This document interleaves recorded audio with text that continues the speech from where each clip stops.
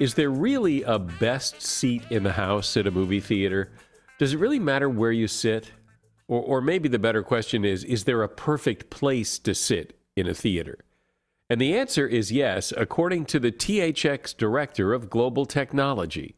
And THX is a company that's involved in the design of movie theaters and making the experience the best it can possibly be. And he says that when a theater is being built, the sound is calibrated by taking microphone measurements. And while the goal is to make the experience the best it can be for every seat in the house, the closer you can get to where they tested and where they put those microphones, the better your seat will be. And the seat where the microphones are placed is typically in the very center, about 2/3 of the way back from the screen. That is essentially the best seat in the house. If that seat's taken, then the advice is to fan out to a center seat. You want to stay close to the center, but start moving forward, not back. Because the closer you are to the screen, the more you increase what's called your horizontal viewing angle. In other words, the closer you get to the screen up to a certain point where it's too close, the closer you get, the more the screen fills up your field of vision. And that is something you should know. And finally today, how to de-stress when you're all worked up. Because sometimes you just need to chill. And here are some proven ways that will help you de-stress really, really quickly. First, smell coffee. Our sense of smell is 10,000 times more powerful than any other sense in the body. Sniffing coffee or citrus fruit helps you de-stress by creating balance between your nervous system, brain chemistry, and hormones. Here's another one. Eat honey. Researchers in New Zealand confirmed the long-held belief that among its many healing properties, honey can reduce anxiety and calm the mind. Have a good laugh. Or cry. Both stimulate the vagus nerve, which reduces the level of cortisol, which is the stress hormone in your blood, and increases serotonin production in the brain. A good laugh also boosts your energy, and a new study shows that it may improve short-term memory as you get older. Run cold water over your wrists. By dripping cool water on the pressure points on your wrist and splashing it behind your ears, you cool the arteries right under the skin, taking the heat down a notch and calming your whole body. And listen to birds, recorded birds or live birds. The sound of birds in the wild can have a restorative effect. And finally, and there is no scientific evidence that anybody's ever found to prove this, but people swear that listening to the 1972 song I Can See Clearly Now by Johnny Nash can have instant stress-reducing effects and make you more optimistic. And who doesn't want to be more optimistic? And that is something you should know. Washing your hands, because 80% of all infectious diseases are spread by touch. The Center for Disease Control recommends that you wash your hands for at least 15 seconds. However, studies show that the reduction of skin bacteria is nearly 10 times greater if you wash your hands with soap for 30 seconds rather than 15 seconds. Now, 95% of the population says they wash their hands after using a public toilet.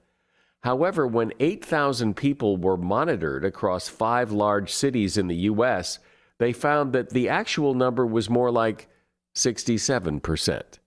When people wash their hands, the most commonly missed areas are fingertips and fingernails. And here's something else important to consider. Hot or warm water is no more effective than cold water when you wash your hands. It may feel better, but it doesn't help you clean your hands any better. And you should ask your doctor to wash his or her hands as well.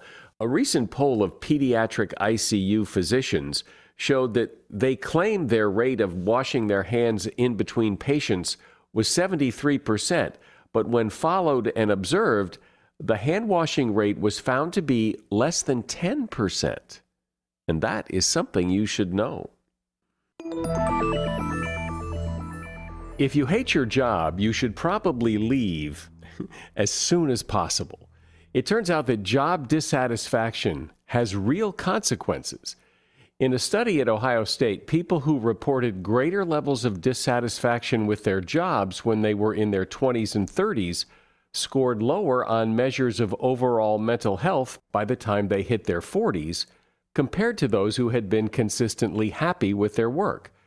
While the study started analyzing guys when they were in their 20s, it's likely that older men dissatisfied with their jobs face similar effects as well. It turns out that being unhappy at work also takes a physical toll.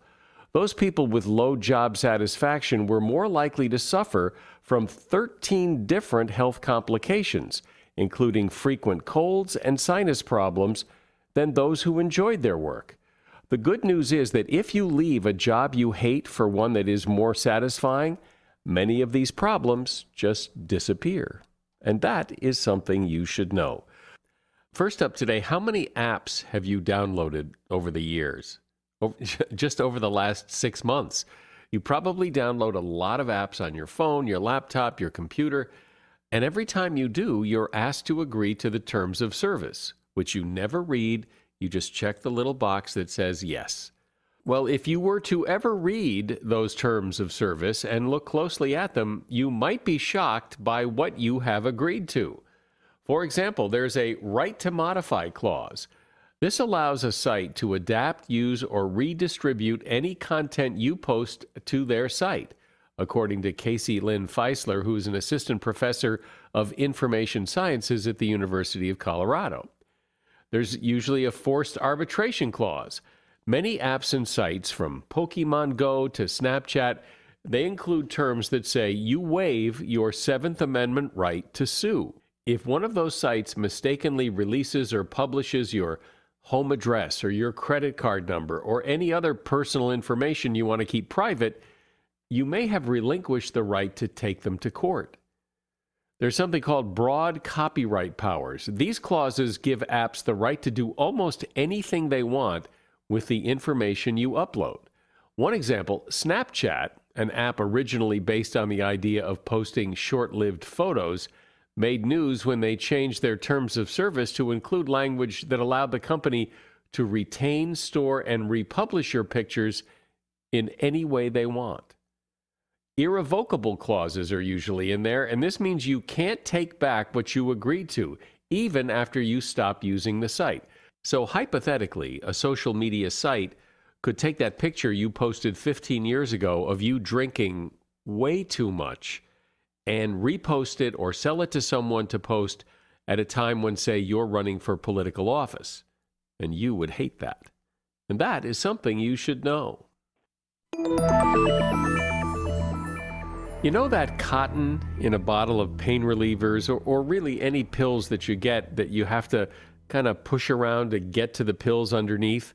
Well, you should actually take that cotton and throw it away. It's only there to protect the pills from rattling around during shipping. But once you open the jar, it can actually make your medication deteriorate faster. And don't just jam it over to the side.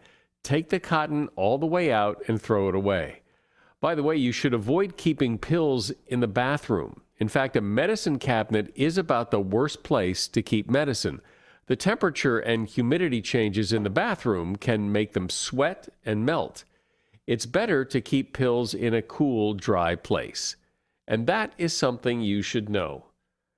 I don't know if you've ever thought much about this, but when you get a new iPhone, at least in the United States, Siri on that iPhone has a female voice. In fact, when you think about it, really almost all GPS or other voice-guided apps and programs have a female voice by default. So why is that? Well, there are a lot of reasons, actually. For one, studies show that people, especially women, prefer to hear a woman's voice. It may also be preference from birth. Babies will typically pay more attention to a female voice than to a male voice.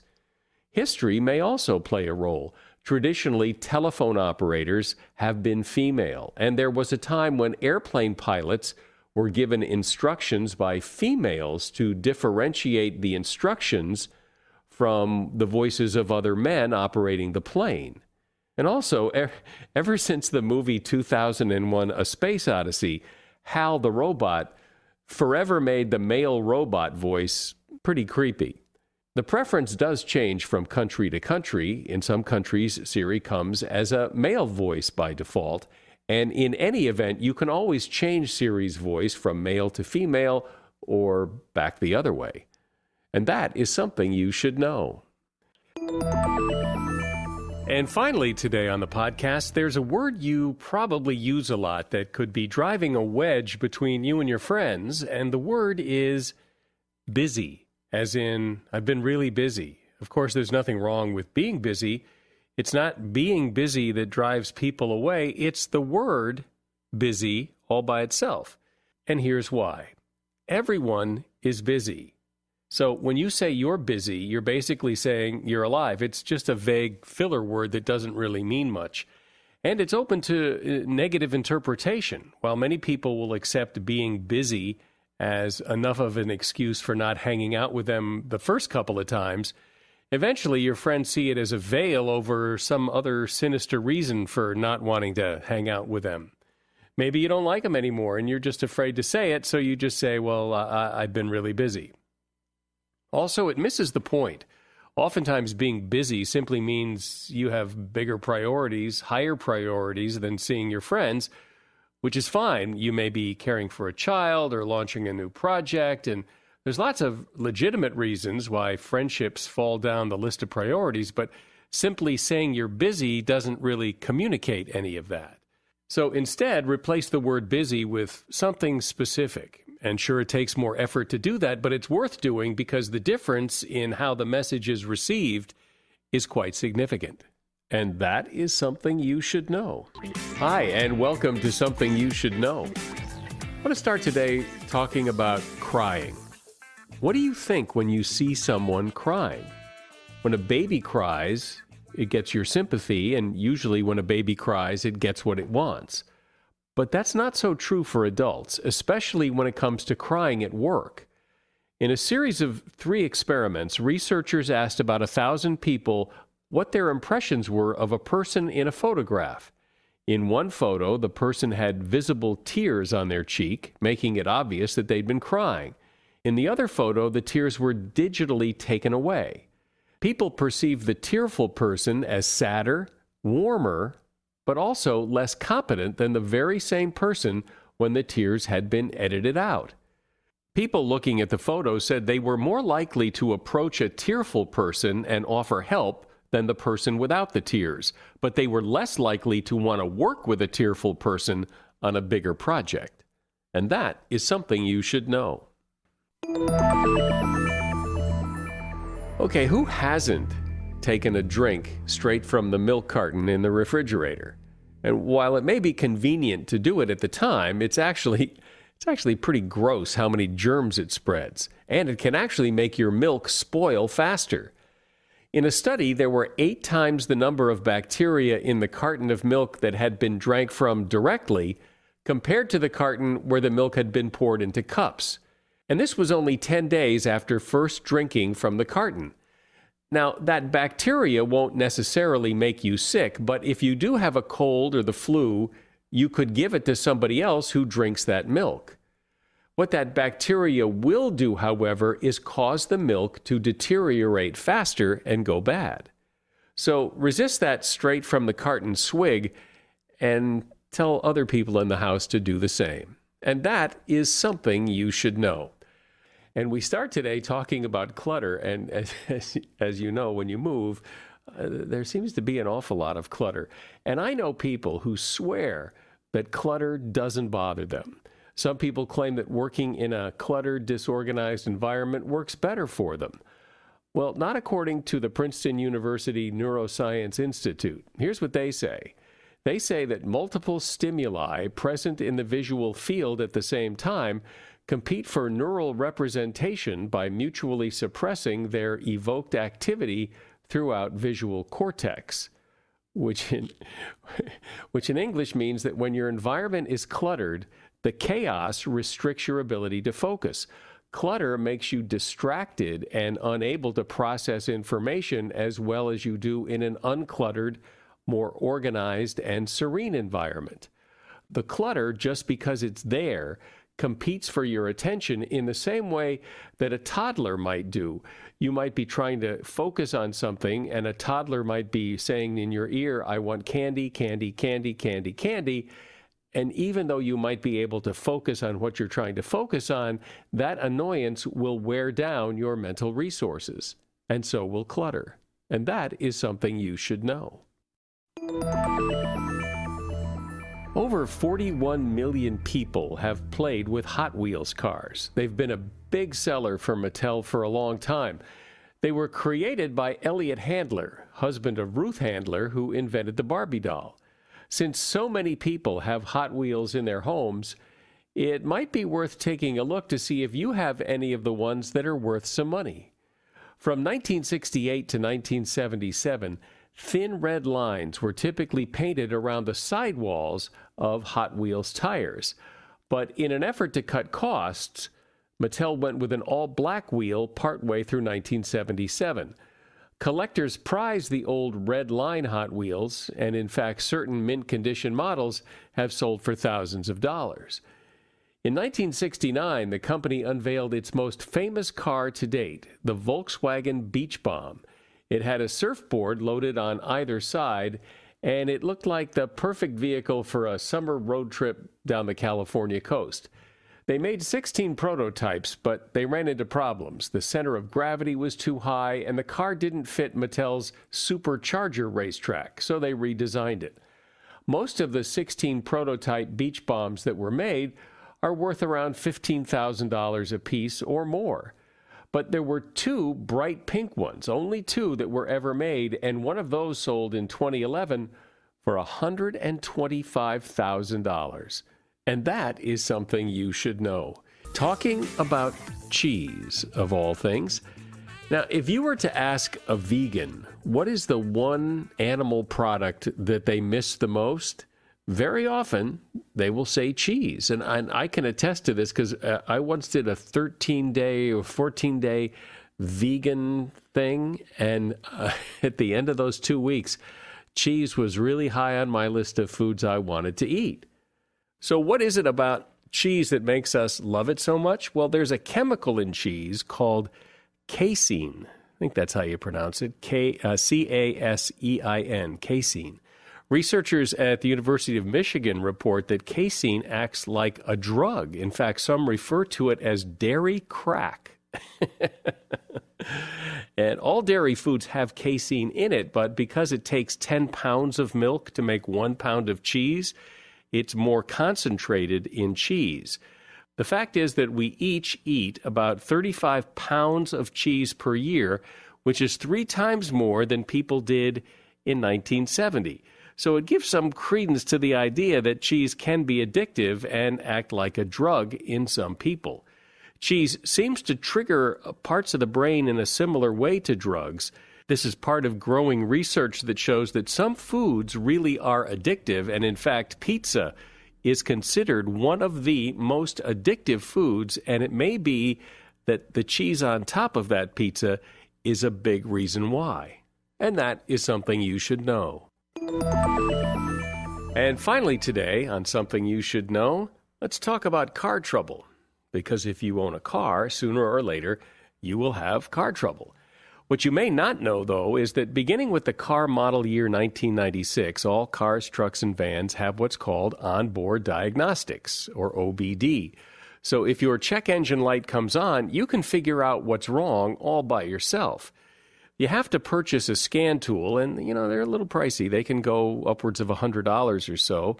You can buy them online or at an auto supply store, and then you plug this device. Usually it's under the dash. You plug it in, and it gives you a readout. It's a code. And then you look up the code in the book that came with the scanner, or you look it up online, and now you know what's wrong with your car. According to car care expert Lauren Fix, you can save a lot of money over the long run because when you know what's wrong with your car, no one can try to sell you unnecessary repairs or tell you something's wrong that isn't, because you'll know exactly what's wrong. It can also save you money and time because you can call around and get price quotes for the repair before you take it in. Now, since you will use this scan device so infrequently, here's a great idea, is to Get the neighbors together, or if you have family that live in the area or other friends, you can all chip in and buy this thing for $100, and then it doesn't cost so much. And that is something you should know. Hi, welcome to Something You Should Know. We start today with a question. Are you a smiler? Are you smiling right now? People who are generous with their smiles are considered more likable and approachable than people who frown or wear a blank expression on their face, according to a 30-year study by the University of California at Berkeley. Just as we smile when we're happy, it turns out that the mere act of smiling makes us happy. When we smile, our body recognizes that there's an absence of threat, and our whole body relaxes. It slows down our heart rate, tamps down the production of the stress hormone cortisol, and it may temporarily reduce blood pressure too, which boosts our overall health. Smiling can help you live longer as well. Scientists studied and found that Major League Baseball players from 1952 who wore full-face genuine smiles on their baseball card pictures lived longer, around 79.9 years, compared to players who only partly smiled or didn't smile at all. They live 5 to 7 years less. Smiling can make us look younger too. So for a lot of reasons, smile. And that is something you should know. The next time you're in the doctor's office or the hospital or the urgent care, you should ask your doctor a question. Did you wash your hands? He or she won't be offended. Hospitals in particular want patients to be more assertive. Antibiotic-resistant infections have been linked to roughly 100,000 deaths a year, according to the Centers for Disease Control. And the director of the CDC's hospital infection prevention efforts says that hand hygiene is probably the most important thing that healthcare workers can do to prevent spreading those infections to their patients. Doctors and nurses should be washing their hands in front of you, and if you don't see them do it, go ahead and ask. And that is something you should know. Hi, and welcome to Something You Should Know. We start today with a spoiler alert. People seem to be very concerned and really don't want to know how a story or a movie or a book ends before they read it, because the theory is that if you know the ending first, that will somehow spoil the experience of reading the book or watching the movie or the TV show. Well, researchers put this idea to the test. 2 groups of people were asked to read a best-selling book. One group had to read the ending first, and it turned out that that group, the group that knew how the story ended, actually enjoyed reading the book more. The researchers say that's because when we know the ending, it allows us to focus more on things like deeper meanings, plots, acting, and writing ability, and appreciate some of the nuances that we might have otherwise missed. And that is something you should know. A lot of offices and workplaces are either too cold or too hot, and sometimes at the same time, depending on who you talk to. An office can be too hot for some and too cold for others, depending on where they sit and their gender. Some interesting research shows that regardless of fluctuations in the air temperature, if your feet are comfortable, then you will be comfortable. So the key to comfort may be your footwear. For example, if a woman wears an open, strappy sandal in an air-conditioned office, she's more likely to say she feels cold. And if a man wears heavy wool socks and leather shoes so his feet get hot, he's likely to say he feels warm all over. The answer then is to do whatever is necessary to regulate the temperature of your feet and pay attention to the footwear you wear to work. That'll have a lot to do with how hot or cold you feel overall. And that is something you should know. I want to start today talking about the inevitable winter cold, or more specifically, the winter cough. As I'm sure you know, one of the worst things about getting a cold is that sometimes, as the cold starts to disappear, you get that cough, and it lingers, and it lingers, and it won't go away, and it keeps you up at night, and it's horrible. Well, several years ago, people started talking about a way to eliminate that cough, to cure it. It started with an email that was being circulated from the Canada Research Council. And it said that the way you cure a persistent cough is to rub Vicks VapoRub generously on the bottoms of your feet and then put on a thick pair of socks and then go to bed. So somehow this email started circulating several years ago, and there are people who to this day swear that this really works to help get rid of a persistent cough. Vicks VapoRub on the bottom of your feet with a thick pair of socks, and then you go to bed. However, there's some real problems with this whole thing. First of all, there's no such thing as the Canada Research Council, which is the supposed source of this cure for the common cough. There's also no evidence that anyone can find that this actually works. And at first glance anyway, it would seem a bit odd that putting something on the bottom of your feet will cure a cough. I mean, the whole theory behind Vicks VapoRub is that it helps relieve cold symptoms when you inhale it. But it couldn't be further away from your nose than the bottom of your feet for that to work. Still, people say this thing works, and I guess there isn't any harm in trying, except for the mess it must make in those socks. And that is something you should know. And finally today, on Something You Should Know, I'm going to save you a boatload of stress this holiday season, and all you have to do is remember this quote. We judge others by their actions, while we judge ourselves by our intentions. We judge others by their actions, while we judge ourselves by our intentions. Now, the perfect example of this is when somebody cuts you off when you're driving on the highway. There's a tendency to just automatically assume that that person is a total jerk. Yet when we cut people off inadvertently on the road, we don't think of ourselves as jerks. We're just good people who made a mistake. We cut ourselves all kinds of slack because we know we're good people. A simple error in judgment is not a reflection of your character. But while the traffic example illustrates this perfectly, it happens in all areas of life, in work, love, friendship, strangers we encounter. The fact is, most people are not jerks. They didn't mean to cut you off on the highway. They didn't realize their music was too loud, and they really are sorry that they're taking so long at the airport check-in counter, but there really is a problem, and they need to sort it out. When you understand this, when you understand that quote, that we judge others by their actions and we judge ourselves by our intentions, it takes a big load off.